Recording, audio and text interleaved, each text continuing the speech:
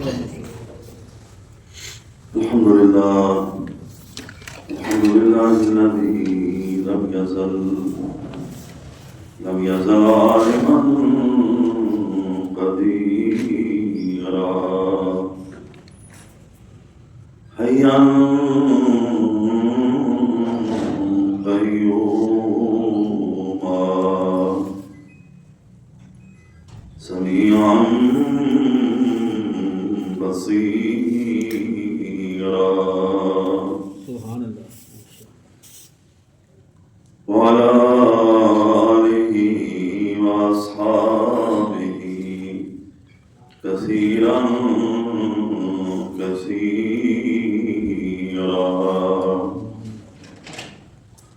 أما بعد فأعوذ بالله من الشيطان الرجيم. بسم الله الرحمن الرحيم.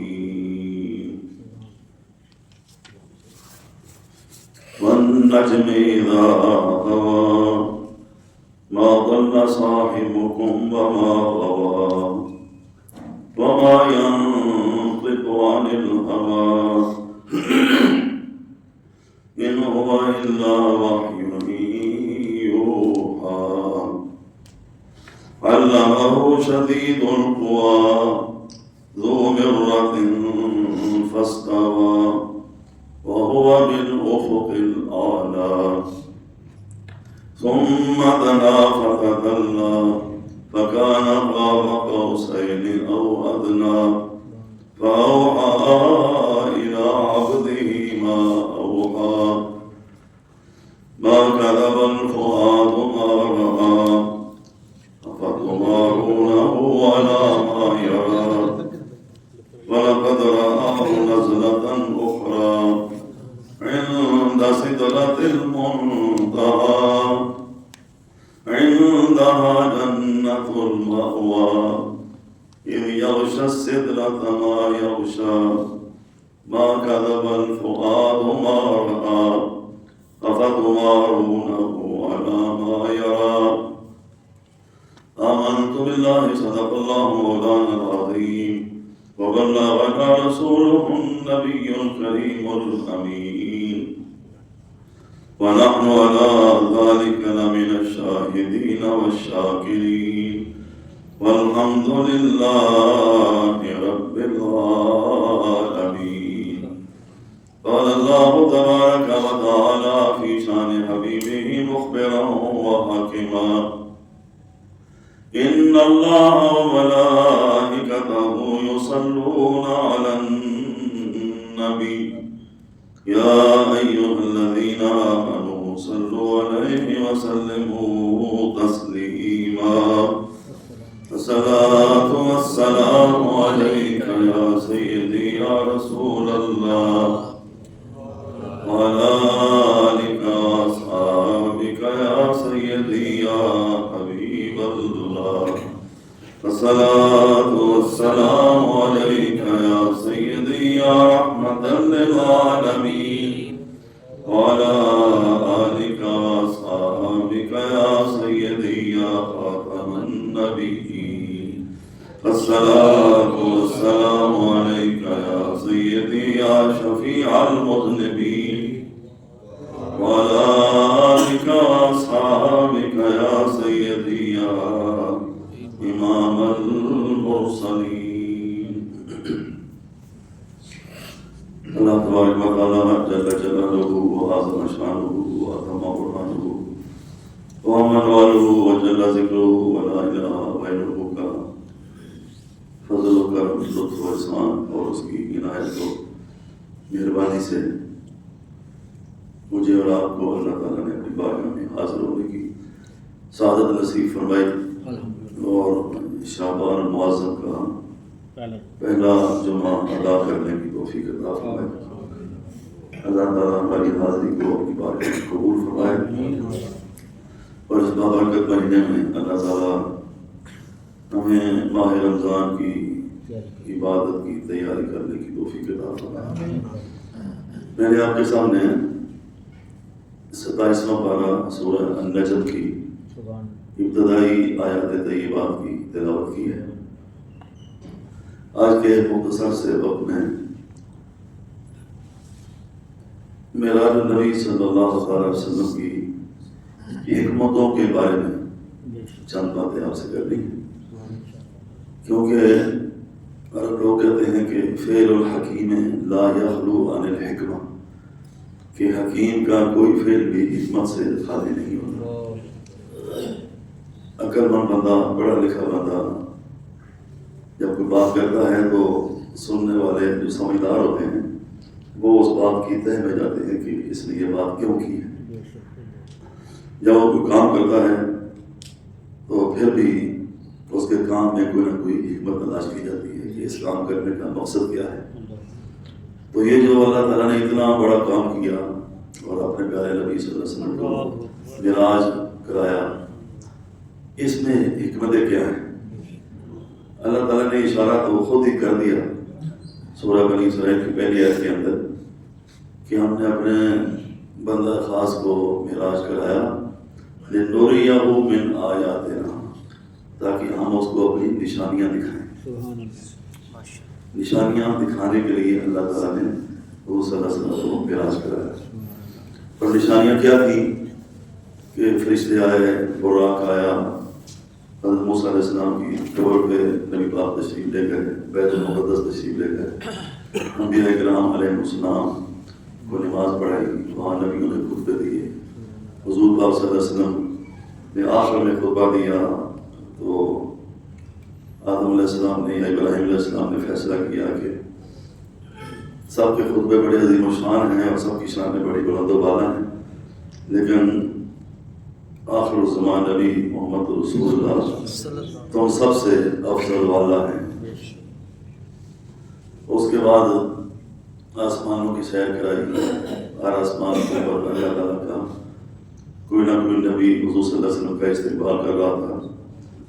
سدرۃ المنتہا کا اللہ نے ذکر فرمایا سورہ نجم کے اندر کہ اس کو ڈھانپا ہوا تھا جس نے بھی ڈھانپا ہوا تھا۔ تفسیروں کے مطابق امام حاکم نیشابوری کہتے ہیں کہ اللہ تعالیٰ نے یہ جو فرمایا کہ اس کو ڈھانپا ہوا تھا جس نے بھی ڈھانپا ہوا تھا، فرمایا یہ جب لوگوں کی عقل سے بڑا اور بڑا بات ہونا تو اللہ تعالیٰ یہ انداز اپناتا ہے کلام کرنے کا، جیسے وما ادراک ما لیلۃ القدر، وہ کیا جانے لیلۃ القدر کیا ہے، الحاقۃ ما الحاقۃ وما ادراک ما الحاقۃ، حاقہ کیا ہے تو کیا جانے حاقہ کیا ہے۔ تو مطلب یہ ہے کہ بندے کے ذہن میں، عقل میں، شعور میں، سمجھ میں آنے والی وہ بات نہیں ہوتی، تو اللہ پاک وہاں فرماتا ہے کہ جو بھی کیا جو کیا۔ تفسیر میں لکھا ہوا ہے کہ وہ فرشتے جو ابھی تک زمین پر نہیں آ سکے تھے، اور جب زمین و آسمان کا ایک دفعہ آپس میں تکرار ہوا تو ہر ایک نے اپنی فضیلت کی بات کی۔ زمین نے کہا میں افضل ہوں کیونکہ میرے اوپر انسان ہیں، میرے اوپر باغات ہیں، میرے اوپر نہریں ہیں، فلاں ہیں فلاں ہیں فلاں ہیں۔ تو آسمان نے کہا تیرے اوپر دنیا کے باغات ہیں اور میرے اوپر جنت کے باغات ہیں، تیرے اوپر انسان ہیں تو میرے اوپر فرشتے ہیں، تیرے اوپر پانی کی نہریں ہیں تو میرے اوپر دودھ کی نہریں، شہد کی نہریں چل رہی ہیں۔ تو آخر میں زمین نے یہ کہا کہ میرے اوپر اللہ کے محبوب کا روزہ ہے، میرے اوپر نبی پاک صلی اللہ علیہ وسلم۔ تو آسمان آنے سے یہ نہیں کہہ سکتا تھا کہ میرے اوپر خود اللہ ہے، کیونکہ اللہ تعالیٰ تو جیسے اوپر ہے ایسے نیچے وہ ہر جگہ ہے۔ اللہ کے لیے جہت ثابت کرنا یہ جائز ہی نہیں کہ یوں کہا جائے کہ اللہ اوپر ہے، اللہ نیچے ہے، اللہ آسمان پہ ہے، اللہ زمین پہ ہے، وہ ہر جگہ ہے۔ تو آسمان لاجواب ہو گیا اور آسمانوں کی مخلوق نے اللہ کی بارگاہ میں عرض کی کہ اللہ ایک تو ہم ابھی تک تیرے حبیب کی بارگاہ میں حاضری نہیں دے سکے، اور دوسرا جس نبی کے قدم زمین پر لگتے ہیں تو زمین فخر کرتی ہے کہ میرے اوپر اللہ کا نبی چل رہا ہے، تو اس نبی کے قدم ایک بار آسمان پر بھی لگیں تاکہ ہم زمین کو کہہ سکیں کہ اگر تیرے اوپر مستقل رہتے ہیں تو ہمارے اوپر بھی انہوں نے اپنے قدم لگائے ہوئے۔ جیسے اللہ تعالیٰ نے نبی پاک علیہ السلام کو معراج کرایا تاکہ آسمان کی مخلوق بھی نبی پاک صلی اللہ علیہ وسلم کی رحمت سے اپنا حصہ وصول کر لے. اور وہ فرشتے جنہوں نے ابھی تک حضور صلی اللہ علیہ وسلم کی بارگاہ کی حاضری نہیں دی تھی، ان فرشتوں کو اللہ پاک نے فرمایا کہ سدرۃ المنتہا پہ سارے جمع ہو جاؤ، اور جب میرے حبیب کی سواری گزرے گی تو میرے محبوب کے حسن و جمال کی جھلک کو دیکھ لیں. تو سدرۃ المنتہا کے اوپر لاتعداد فرشتوں کا جمع ہونا، اس منظر کو اللہ پاک نے بیان کیا کہ یغشی السدرۃ ما یغشی، اس کو ڈھانپا ہوا تھا جس نے بھی ڈھانپا ہوا تھا. مطلب یہ کہ ایک فرشتہ اگر اپنی نورانیت دکھائے تو پوری زمین روشن ہو جائے، بلکہ حدیث میں آتا ہے کہ پور اگر ایک جھلک دکھائے تو سورج سے زیادہ زمین کی روشنی ہو جائے. تو جہاں لاتعداد اور بے شمار فرشتے ہوں، اربوں خربوں کا بھی لفظ نہیں بولا جا سکتا کیونکہ وہ سب ایسے بھی زیادہ ہوں، تو وہاں روشنی کا عالم کیا ہوگا اور وہاں چمک دمک کا عالم کیا ہوگا. تو اللہ نے فرمایا کہ تم اس منظر کو سمجھ نہیں سکتے، بس ڈھانپا ہوا تھا جس نے بھی ڈھانپا ہوا تھا.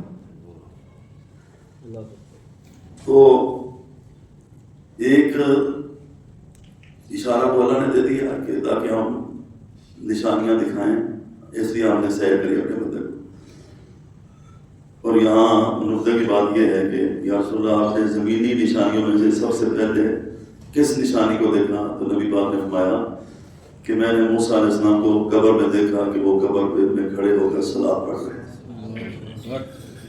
یہ معراج کی رات کو اس کو تفصیل سے ہم نے بیان کیا تھا، اللہ نے اس کو ہم چھوڑ دیتے ہیں، آگے چلتے ہیں. دوسری حکمت یہ ہے کہ آپ حضرات نے کئی دفعہ یہ سنا ہے کہ جب حضور صلی اللہ علیہ وسلم مکے سے طائف تشریف لے گئے تو طائف میں حضور صلی اللہ علیہ وسلم کے اوپر پورا مہینہ وہ لوگ ظلم و ستم کرتے رہے، پتھر مارتے رہے، ڈول و خان کر دیا، آوازیں کستے رہے، تانے دیتے رہے، دھکے دیتے رہے. اور ایسا منظر حضور صلی اللہ علیہ وسلم آتے ہیں کہ جب پوچھا یا رسول اللہ کہ آپ پر احد سے زیادہ بھی کوئی مشکل دن آیا ہے تو آپ نے فرمایا طائف کے دن بڑے مشکل تھے. حالانکہ احد میں حضور صلی اللہ علیہ وسلم کا سر انور بھی زخمی ہوا تھا، چہرے مبارک پر زخم آئے تھے، دندان مبارک شہید ہوئے تھے، لیکن ادھر پورا مہینہ تھا طائف میں، اور ایسا ظلم اور زیادتی کرتے رہے. حالانکہ حضور صلی اللہ علیہ وسلم کی ہدایت کے لیے اور ان کی رہنمائی کے لیے تشریف لے گئے تھے، لیکن یہ ہر دور میں دنیا والوں کا کام رہا ہے کہ دین کا کام کرنے والوں کو بھی وہ سکون سے اور چین سے نہیں بیٹھے دیتے تھے.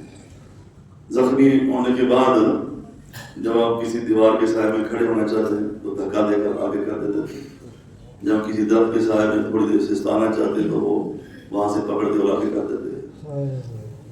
نالین اقدس بھی لوڈوہان ہو گئے. آج ہم لوگ کہتے ہیں جی دین پر عمل کرنا، دین کا کام کرنا بڑا مشکل ہے، لیکن ہمارے لیے مشکل نہیں ہے. یہ مشکل کام خود نبی پاک علیہ السلام کر گئے، حضور پاک کے صحابہ کرام کر گئے. بلال حبشی کے واقعات آپ پڑھیں نا تو آپ کو پتہ چلے کہ کتنا مشکل کام ہے.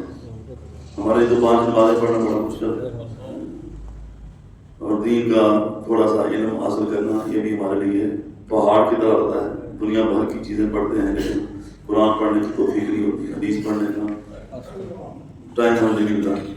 لیکن انہوں نے کبھی نہیں یہ نہیں کہا تھا کہ دین کا کام کرنا بڑا مشکل ہے. وہ مشکلیں برداشت کرتے تھے، لوگ لوہان ہوتے تھے، زخمی ہوتے تھے، انگاروں پہ لیٹتے تھے، تلواروں کے تیروں کے زخم اپنے جسم پہ برداشت کرتے تھے، بھوک پیاس برداشت کرتے تھے، اپنا وطن چھوڑ دیا، مکہ جیسا شہر چھوڑ دیا.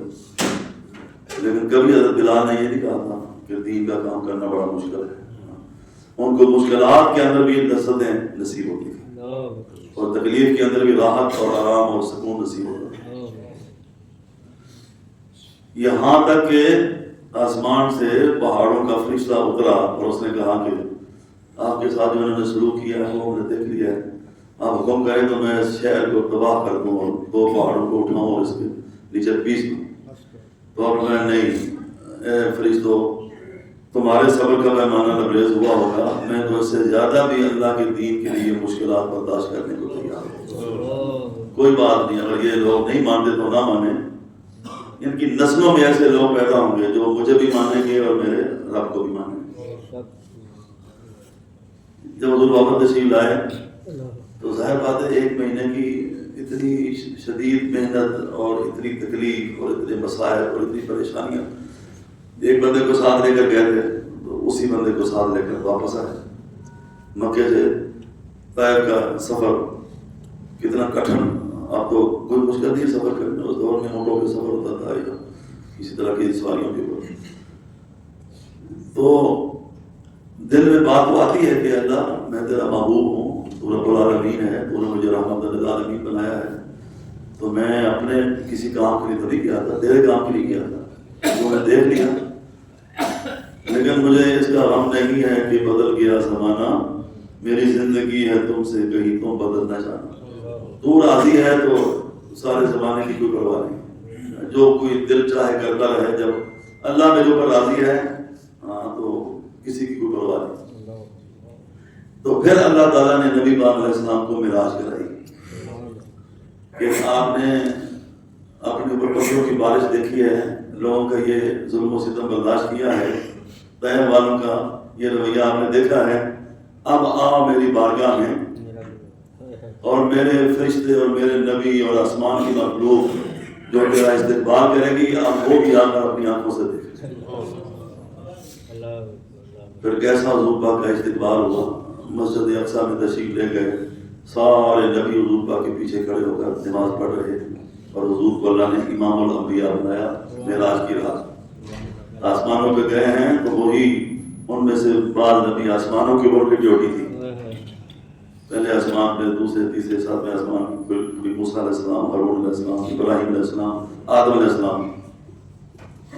ایک سوال ذہن میں یہ آتا ہے کہ حضور پاک صلی اللہ علیہ وسلم تو براق پہ سوار ہو کر گئے تھے، اور نبیوں کے لیے تو براق نہیں بھیجے گئے، تو وہ براق کی رفتار اتنی تھی کہ جہاں نگاہ جاتی تھی وہاں قدم جاتا تھا، تو نبی پہلے کیسے پہنچ گیا آسمانوں کے اوپر؟ تو اس کا جواب علماء نے یہ دیا کہ براق جتنا بھی تیز رفتار ہو، نبی کی رفتار کا مقابلہ نہیں کر سکتا۔ حضور پاک براق کی رفتار سے گئے ہیں اور اللہ کے نبی نبوت کی رفتار سے گئے، اس لیے وہ پہلے پہنچ گئے۔ اور دوسرا جواب یہ دیا کہ حضور پاک تو سیر کرنے کے لیے گئے تھے، اور جو سیر کرنے کی جاتا ہے نا وہ ٹہل ٹہل کے جاتا ہے، وہ رک رک کے جاتا ہے، وہ مناظر دیکھتا ہے، یہ کیا ہے وہ کیا ہے۔ اور نبی جو ہے وہ اپنی ڈیوٹی پر گئے ہوئے تھے، ڈیوٹی والا جو ہے وہ پورے ٹائم کے اوپر اس کا پہنچنا ضروری ہوتا ہے۔ تو اللہ تعالیٰ نے حضور صلی اللہ علیہ وسلم کو معراج کرایا تاکہ حضور پاک اپنا استقبال دیکھیں کہ فرشتے سدرۃ المنتہا پہ کیسے حضور پاک کا استقبال کرتے ہیں، اور پھر اس سے آگے کا جو منظر ہے، عرش معلیٰ کا جو منظر ہے، پھر جنت کی سیر ہے، پھر اللہ کا قرب ہے، پھر اللہ کا دیدار ہے، پردے ہٹانا اور حضور پاک کو اپنا دیدار کرانا، اور خود کہنا کہ السلام علیکم ایھا النبی و رحمۃ اللہ وبرکاتہ۔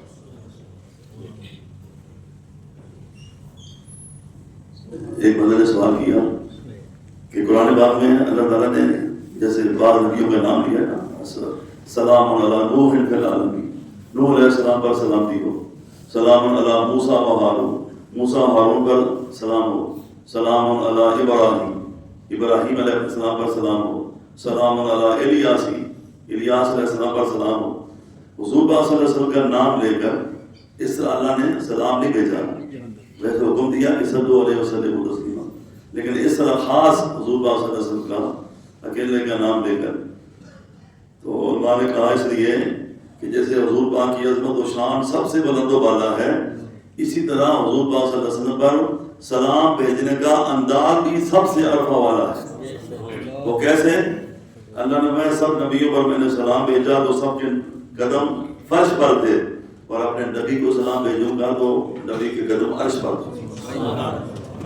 پردے ہٹاؤں گا، دیدار کراؤں گا، پھر کہوں گا السلام علیکم ایھا النبی۔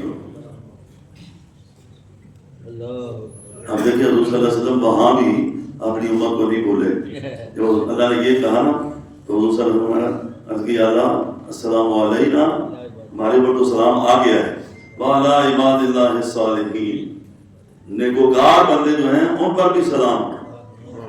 اور وہاں کہتے ہیں علینا کے اندر حضور پاک تو اکیلے تھے، یہ نہیں کہا کہ میرے اوپر سلام آ گیا، نہیں، علینا ہم پر سلام آ گیا۔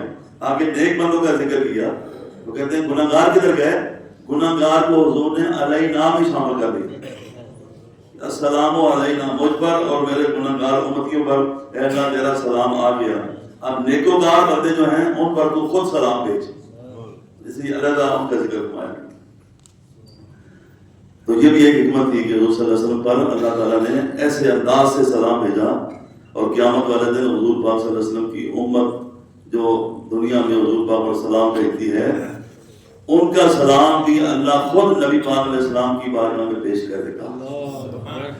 سورہ واقعہ پڑھتے ہیں، اس کی آخر میں آتا ہے کہ جنت والے جو ہیں، یہ اس کی تفسیر ہے، جنت والے کہیں گے یا اللہ دنیا میں تو حضور پاک پہلے تشریف لے آئے، ہم 1400 سال بعد آئے، سلام پڑھتے تھے، تو آج حضور جی بھی یہاں جنت میں تشریف فرمائے، ہم بھی جنت میں ہیں، تو آج ہمیں موقع دے کہ ہم تیرے محبوب کی بارگاہ میں جا کر اپنا سلام عرض کریں.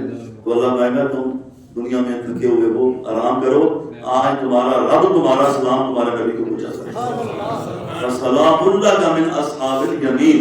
اے میرے پیارے، یمین والے یعنی جنت والے جو ہیں ان کا سلام میں آپ کی بارگاہ میں پیش کرتا ہوں. سلام اللہ کا کتنا نصیب ہے صلاۃ و سلام پڑھنے والے، حضور پر درود و سلام پڑھنے والوں کا، کہ جنت میں قیامت والے دن اللہ تعالیٰ کا سلام حضور پاک کی بارگاہ میں پیش فرمائے.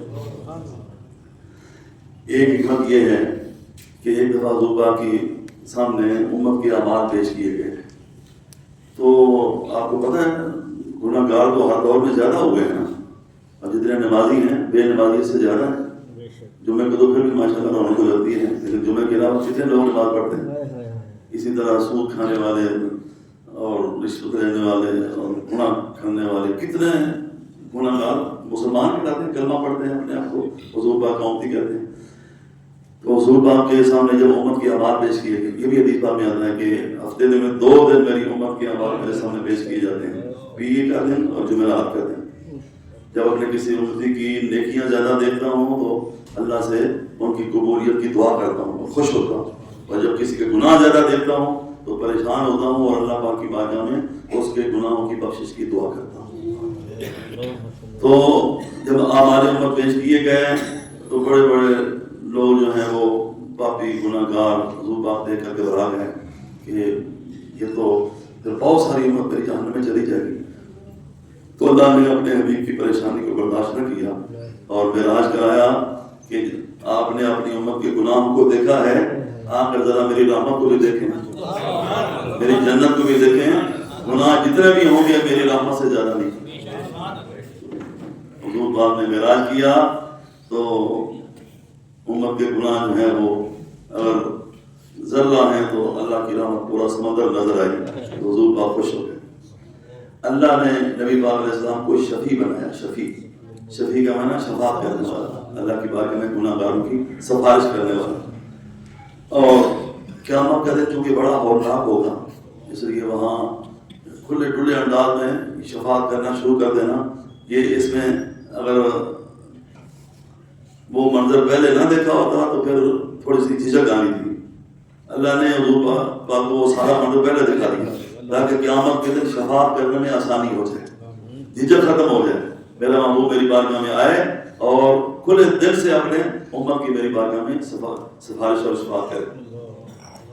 ایک حکمت یہ بیان کی گئی کہ بادشاہ جب کسی کو اپنی نیابت دیتا ہے نا کہ تو آج میرا نائب ہے، تو منصب دیتا ہے اور اس کے بعد جہاں جہاں تک اس کی حکومت ہوتی ہے نا اس کو وہ سارا علاقہ دکھاتا ہے کہ یہاں بھی تیری نیابت ہے، یہاں بھی تیری نیابت ہے، یہاں بھی میری حکومت ہے. تو اللہ کی جو زمین و آسمان پر حکومت ہے تو زمین تو حضور پاک نے دیکھی اور اللہ نے آسمان بھی دکھا دیا معراج کی رات، کیونکہ حضور صلی اللہ علیہ وسلم اللہ تعالیٰ کے نائب اعظم ہیں. جیسے دنیا پر زمین پر حضور کی نیابت چلتی ہے، آسمان پر بھی حضور کی نیابت چلتی ہے. ایک حکمت یہ ہے کہ اللہ نے فرمایا قرآن پاک میں ان اللہ اشتری من المؤمنین انفسهم واموالهم بان لهم الجنہ. سورہ توبہ میں فرمایا کہ اللہ تعالیٰ نے مومنوں کی جان اور مال کو خرید لیا ہے اور بدلے میں جنت عطا فرمائی. یہ سودا کیا، اشترا، اللہ نے خرید لیا، سودا کر لیا. اور سودا ظاہر بات ہے امت کے ساتھ سودا کرنا ہوگا تو نبی کے واسطے سے سودا کرنا ہوگا. عربی زبان میں یہ لفظ جو ہے نا یہ اس معنی میں نہیں بولا جاتا ہے جو ہماری زبان میں دلال جو لفظ ہے، دلالی کرنے والا درمیان میں. ہماری زبان میں یہ ذرا یعنی بھائیوں بہنوں بولا جاتا ہے. الدلال موثق من جانبین، کہ عربی میں دلال جو ہوتا ہے وہ دونوں طرفوں سے موجود ہوتا ہے. اس کی چیز بیچ رہا ہے، اس کو چیز وہ خرید رہا ہے، وکالت کرتا ہے، اور درمیان میں وہ واسطہ بن رہا ہے. تو حضور صلی اللہ علیہ وسلم چونکہ ہمارے اور اللہ کے درمیان واسطہ ہے، اور اللہ نے ہماری جانوں مالوں کا سودا کیا، تو اب کس چیز کے بدلے سودا کیا وہ قیمت بھی پتہ چلنا چاہیے نا. تو اللہ نے فرمایا کہ میرے پیارے میری بارگاہ میں آ، اور جس جنت کے بدلے میں نے آپ کی امت کا سودا کیا ہے اپنی آنکھوں سے دیکھ لیں یہ سودا آپ کو منظور بھی ہے کہ نہیں، کہ میں نے ان کی جانوں کو لیا، ان کے مالوں کو لیا، اور بدلے میں جنت عطا کی، اور جنت کی سیر کرا کر نبی پاک علیہ السلام کو امت کے جان اور مال کی قیمت جو ہے وہ حضور صلی اللہ علیہ وسلم نے خود ملاحظہ فرمائی. اللہ نے ارشاد فرمایا انی جاعل فی الارض خلیفہ، میں زمین میں خلیفہ بنانے والا ہوں. فرشتوں نے سوالات کیے، کہا یا اللہ یہ فساد کرے گا، یہ خون بہائے گا، یہ کرے گا، وہ کرے گا. اللہ پاک نے فرشتوں کی اس بات کو کا جواب دینے کے لیے محبوب علیہ السلام کو معراج کی رات اپنی بارگاہ میں بلایا، تاکہ فرشتوں کو پتہ چلے کہ سارے فساد کرنے والے نہیں ہوتے، کوئی ایسے بھی ہوتے ہیں کہ جن کو میں خود بلاتا ہوں اور دیدار کراتا ہوں، اور فرشتوں تم صفحے بنا کر اس کا استقبال کرتے ہیں. ایک حکمت یہ ہے کہ آپ چونکہ رحمت للعالمین ہیں، اور عالمین میں سب شامل ہیں، اللہ کے علاوہ ساری کائنات جو ہے عالمین میں شامل ہے. العالم ما سوى اللہ، عالم کسے کہتے ہیں؟ اللہ کے علاوہ ہر چیز کو عالم کہا جاتا ہے. تو اللہ پاک نے حضور صلی اللہ علیہ وسلم کو رحمت للعالمین میں لایا. وہ آسمان والوں نے کہا یا اللہ جیسے زمین والے حضور پاک کی رحمت سے حصہ لے رہے ہیں، ہم آسمان والے بھی عالمین میں شامل ہیں، تو ہم بھی حضور پاک صلی اللہ علیہ وسلم کی رحمت سے حصہ لینا چاہتے ہیں. تو اللہ پاک نے حضور پاک کو بلایا، آسمانوں پہ معراج کرائی، اور فرمایا آسمان والوں تم بھی میرے نبی کی رحمت سے اپنا حصہ وصول کرو. حدیث میں آتا ہے کہ آپ نے فرمایا میرے 2 وزیر زمین پہ ہیں، 2 وزیر آسمان پہ ہیں. زمین والے ابو بکر ہیں، عمر ہیں، آسمان والے جبریل ہیں، میکائیل ہیں. اور وزیر وہاں بھی ہوتے ہیں جہاں کسی کی حکومت ہوتی ہے. تو ایک حکمت یہ بیان کی گئی کہ اس میں اچھے کی کیا بات ہے، بادشاہ جو ہے وہ اپنے ریاست کے دورے کرتا ہے، اپنے ملک کے دورے کرتا رہتا ہے. جب حضور کی زمین پر بھی حکومت ہے، آسمان پر بھی حکومت ہے، تو چاہے زمین کا دورہ کریں چاہے آسمان کا دورہ کریں، اس میں حیران ہونے کی کوئی بات نہیں. سب نبیوں نے اللہ کی توحید کا اعلان کیا. یہ آپ کے سامنے خلاصہ بیان کر رہا ہوں. ہاں ذرا رات کو نیند پوری کر کے آئے تھے. بہت سارے لوگ سوئے ہوتے ہیں آج کل، تو ابھی رات چھوٹی نہیں ہوئی، صبح کی نماز کا وہی ٹائم ہے، اور رات کو تھوڑا ٹائم بدلا ہے، تو ماشاء اللہ لمبی رات ہوتی. جمعہ کا جب ادائیگی کے لیے آئیں تو کچھ سننے کا ارادہ کر کے آئے تھے کہ جو کچھ بیان ہوگا انشاءاللہ سنیں گے. اور یہاں پر جب سونے گے تو بستر پہ سویا کریں. تو سارے نبیوں نے اعلان کیا اللہ ایک ہے، اس کا کوئی شریک نہیں. آدم علیہ السلام نے اعلان کیا، امت نے پوچھا آپ نے دیکھا ہے اللہ ایک؟ نہیں میں نے جبریل سے سنا. موسیٰ علیہ السلام نے اعلان کیا اللہ ایک ہے، اس کا کوئی شریک نہیں. آپ نے دیکھا ہے؟ نہیں میں نے سنا ہے جبریل سے. سارے نبیوں نے اللہ کی توحید کا اعلان کیا. امت نے کہا کہ آپ نے اللہ کو دیکھا ہے؟ جو کہہ رہے ہیں اللہ ایک ہے. سب نے کہا نہیں دیکھا نہیں ہے، ہم نے سنا ہے، جبریل سے سنا ہے. پھر حضور کی باری آئی تو اللہ نے فرمایا سارے دیکھنے کی بات کرتے رہے ہیں، کوئی ایسا بھی ہونا چاہیے کہ جو یہ کہے میں اپنی آنکھوں سے دیکھ کر آیا ہوں کہ اللہ ایک ہے. وہ شہادت سمعی تھی، سنی ہوئی گواہی تھی، اور یہ شہادت بصری ہے، دیکھی ہوئی گواہی تھی. سب نے کہا آپ نے سنا ہے جبریل سے. اور نبی پاک نے فرمایا رأیت ربی فی احسن صورت، میں نے خود اپنے سر کی آنکھوں سے اپنے اللہ کو دیکھا ہے. اللہ بڑی حسین و جمیل شکل والا. اور جب اتنی بڑی شہادت ہو جائے تو پھر اس کے بعد کسی اور کی گنجائش باقی نہیں رہتی.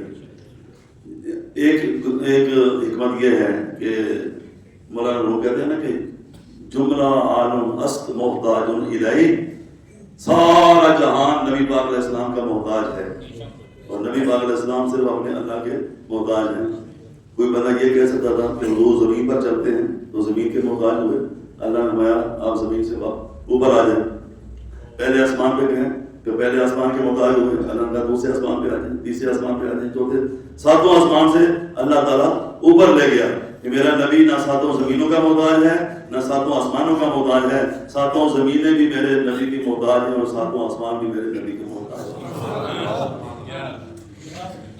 ہر نبی کو چند معجزے عطا کی آخری ہر نبی کو چند معجزے عطا کیے گئے جو اس دور میں جس چیز کو کمال سمجھا جاتا تھا بظاہر وہ معجزے کی شکل جو ہے نا وہ اس کمال سے ملتی جلتی ہوتی ہے. جیسے موسیٰ علیہ السلام کے دور میں جادو کو کمال سمجھا جاتا تھا, سلیمان علیہ السلام کے دور میں جادو کو کمال سمجھا جاتا تھا, تو سلیمان علیہ السلام کو تخت عطا کیا, ہوا میں اڑ رہا ہے, مہینے کا سفر صبح کرتا ہے, مہینے کا شام کو کرتا ہے. موسیٰ علیہ السلام کے سامنے 70,000 ماہر جادوگروں کو فرعون نے بلایا, انہوں نے رسیاں پھینکی, وہ سانپ بن گئی. موسیٰ علیہ السلام نے اپنا ڈنڈا پھینکا, وہ ساری رسیوں کو نگل گیا. ان کو پتہ چل گیا کہ جو ہم کر رہے ہیں وہ جادو ہے اور جو موسیٰ کر رہا ہے یہ اللہ تعالیٰ کی طرف سے نشانی ہے. حضور پاک کے دور میں چونکہ سائنس کا زور شور ہونا تھا نا, چاند پر گئے ہیں, فلاں پہ گئے ہیں, سائنس نے یہ کر دیا وہ کر دیا, تو اللہ پاک نے سائنس کو عاجز کرنے کے لیے حضور پاک کو معراج کا معجزہ عطا کیا کہ تم ذرا ترقی کر لو, کوشش کر لو, اور جو جتنا دل ہے زور لگا لو, قیامت تک تم وہاں نہیں پہنچ سکو گے جہاں میرے نبی کے قدم پہنچے. زیادہ سے زیادہ چاند پر چلے جاؤ گے, اور چاند پر جانا کمال نہیں ہے, چاند کو اشارہ کر کے اپنے قدموں میں لانا کمال ہے.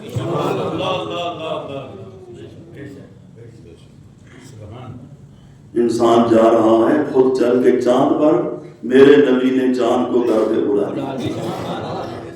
یہ چند باتیں آج معراج کے حوالے سے انشاءاللہ اگلے جمعے میں شب برات کے حوالے سے کچھ عرض کیا جائے گا. اللہ تعالیٰ جو کچھ بیان ہوا ہے اس پر ہمیں عمل کرنے کی توفیق عطا فرمائے.